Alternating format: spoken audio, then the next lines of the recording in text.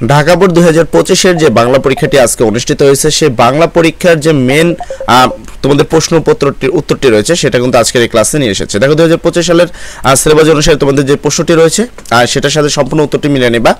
প্রথম প্রশ্ন ছিল সংখ্যা সম্পন্ন বল সকলেই গুণে বলে। এই বাক্যটিতে বল বলতে কি বোঝানো হয়? উত্তর হবে ক নম্বরটি ক্ষমতা। 2 নম্বর ছিল সতত শব্দের অর্থ কি? উত্তর হবে সর্বদা। 3 নম্বর ছিল মসজিদ মন্দিরের সকল দুয়ার কারা তালা দিয়েছে? উত্তরটা হবে মোল্লা পুরোহিত। উদ্দীপক পরে তোমাকে 4 এবং 5 নম্বর প্রশ্ন উত্তর দিতে হবে। বলা হয়েছিল অশোক অমর মৃত্যু ভয়ে ভীত হয়ে তার একমাত্র মেয়ে শাইকে বিবাহিত সম্বন্ধের সাথে বিয়ে দিতে রাজি হয়, কিন্তু শাহেদ বিয়েতে রাজি না হয়ে কি স্বামী হিসাবে মেনে নিতে চায় না। পরিশেষে গ্রামের মাতব্বরের সহযোগিতায় এই আসন্ন বিয়ে সে কি করে বন্ধ হয়ে যায়। 2 নম্বর প্রশ্ন, উদ্দীপকের মাতব্বর বহিপীর নাটকের কোন চরিত্রের মনে করিয়ে দেয়? সেটা হলো হাশেম। 5 নম্বর ছিল উদ্দীপকের সামিয়া এবং বহিপীর নাটকের তাহেরের মধ্যে প্রকাশ পেয়েছে। উত্তর হবে 3 নম্বরটি 1 ও 3 প্রতিবাদ ও বুদ্ধিমত্তা। 6 নম্বর প্রশ্ন, তোর সামনে খারাপ দিন আছে বুধা উক্তিটি কার? উত্তরটি হবে মতিউরের। তারপর 7 নম্বর প্রশ্ন, একলা গাই একলা ধাই দিবস রাতে শাক বাজাই এ বাক্যে ঝর্ণার গানের কোন রূপটি প্রকাশ পেয়েছে? সেটা হলো গতিময়তা। আচ্ছা, তারপর হলো 8 নম্বর প্রশ্ন আসে। 8 নম্বর হলো অভাগের স্বর্গ গল্পের উপস্থাপিত তাৎপর্যতা কি? উত্তর হবে 1 ও 2, অর্থাৎ হলো এইটা আর এটা, ঠিক আছে। তারপরে উদ্দীপক পড়ে তোমাকে 9 এবং 10 নম্বর প্রশ্ন উত্তর দিতে হবে।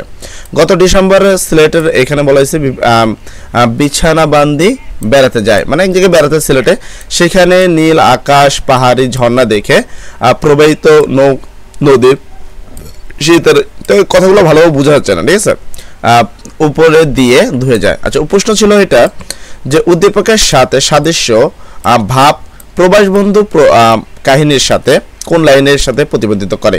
উত্তরটি হবে তোমাদের খ নম্বরটি, অর্থাৎ সে হাওয়া দম দিয়ে বুকে ভরবান তাতে এক বতি ধুলো নয় বালু নেই।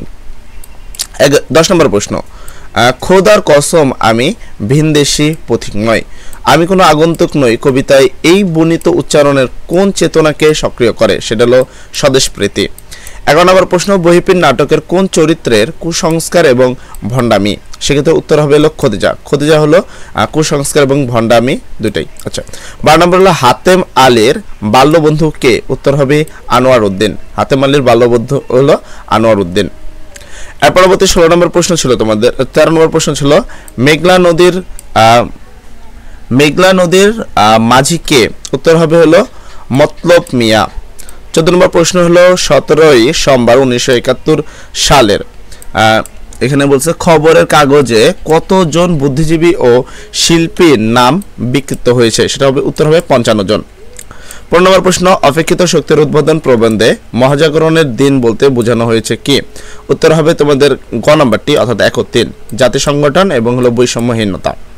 16 নম্বর প্রশ্ন হলো আশা কবিতার কোথায় মানুষ নির্ভাবনায় ঘুমিয়ে থাকে? উত্তর হবে হলো প্রাণভ্রান্তির। আচ্ছা, যাই হোক, উত্তর হবে গ নম্বরটি, বোঝা যাচ্ছে না, ঠিক আছে।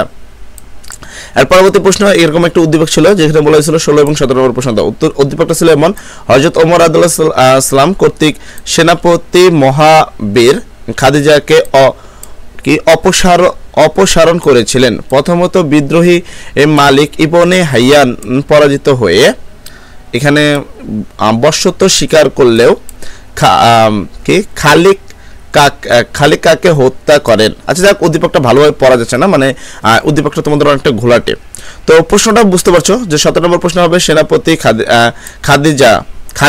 সেনাপতি খালিদ অপসারিত দ্বিতীয় কারণটির সঙ্গে মানুষ মোহাম্মদ সাল্লাল্লাহু আলাইহি সাল্লামের প্রবন্ধের কোন বাক্যটির ভাবগত মিল রয়েছে? উত্তর হবে 2 নম্বরটি, আমি রাজা নই, সম্রাট নই, মানুষের প্রভু নয়। 18 নম্বর প্রশ্ন, মানুষ মোহাম্মদ সাল্লাল্লাহু আলাইহি সাল্লাম বর্ণিত মানুষ মোহাম্মদ সাল্লাল্লাহু আলাইহি সাল্লাম এর কোন মানবীয় গুণাবলীর অভাব উদ্দীপকের সেনাপতি খালিদের মধ্যে পরিলক্ষিত হয়? উত্তরটা হবে 1 ও 3, অর্থাৎ ক্ষমা এবং সাধুত্ব। 13 নম্বর তোমার 19 নম্বর প্রশ্ন, ফুরিয়ে এসেছে তেল এই বাক্যে কি প্রকাশ পেয়েছে? উত্তরটি হবে ছেলের মৃত্যু আসন বা ছেলের মৃত্যু আসন্ন। 20 নম্বর প্রশ্ন ছিল আমাদের স্কুল কলেজের ছেলে মেয়েরা বই পড়ে কিভাবে? সেটা হলো তোমাদের এটা ঘ নাম্বারটি উত্তর, ঠিক আছে, ভীত হয়ে সম্মত। 21 নম্বর প্রশ্ন হলো গল্প কথকের সঙ্গে মমতা দি ভাব করেছিল কবে? উত্তরটি হবে সপ্তাহ খানেক পরে। আচ্ছা, 22 নম্বর প্রশ্ন হলো মিষ্টি যেন গুরু দেব তোমায়, উক্তিটি দুর্গার কি ধরনের মনোভাব প্রকাশ পেয়েছে? সেটা হবে ক্ষোভ। তারপর হলো 23 নম্বর প্রশ্ন শিক্ষা মানুষকে কোথায় পৌঁছে দেয়? উত্তরটা হবে মনুষ্যত্ব লোকে। 24 নম্বর প্রশ্ন এরকম ছিল মহাবিদ্রোহী রণ ক্লান্ত আমি সেই দিব হব শান্ত, যাতে উপরন্তি ক্লান্ত, এরকম একটি উদ্দীপক ছিল, যেখানে প্রশ্নটির উত্তরটা হবে শাহাবুদ্দিন। উদ্দীপকের কাকতারা উপন্যাসের সাথে কোন চরিত্রের সাথে মিলে যায়? সেটা হলো শাহাবুদ্দিন। 25 নম্বর মাতা পিতা সহ ক্রমে সঙ্গীত বস্তি, কবিতায় এ চরণে প্রকাশ পেয়েছে 1 ও 2, সেটা হলো স্বদেশ প্রেম এবং স্বজাত্যবোধ। 26 নম্বর প্রশ্ন সেই দিন এই মাঠ কবিতায় কবির ভাবনী বই প্রকাশ পেয়েছে কবে? আচ্ছা যাক, এটা হবে প্রকৃতির চিরকালীন সৌন্দর্য। 27 নম্বর প্রশ্ন হলো দারো শব্দটি দ্বারা কি বোঝানো হয়? সেটা হলো স্ত্রী।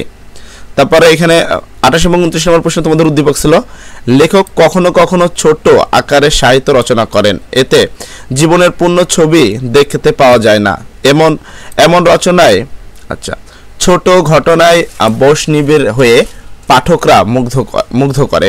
আচ্ছা, তারপরে এখানে যদি দেখে উদ্দীপকের সাথে কোন সাহিত্যের রূপের মিল রয়েছে? উত্তরটা হবে ছোট গল্প।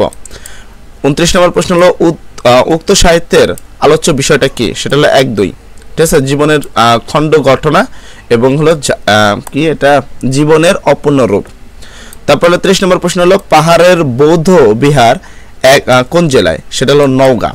এই ছিল তোমাদের 30টি প্রশ্ন ঢাকার যে কোশ্চেন সেখানে। আশা করি সম্পূর্ণ প্রশ্নের উত্তরগুলো তোমরা পেয়েছো এবং সুন্দর করে মিলিয়ে নিয়েছো। তো সবাই ভালো থাকবা, সবার জন্য দোয়া করি, আজকের জন্য এতটুকুই। আসসালামু আলাইকুম।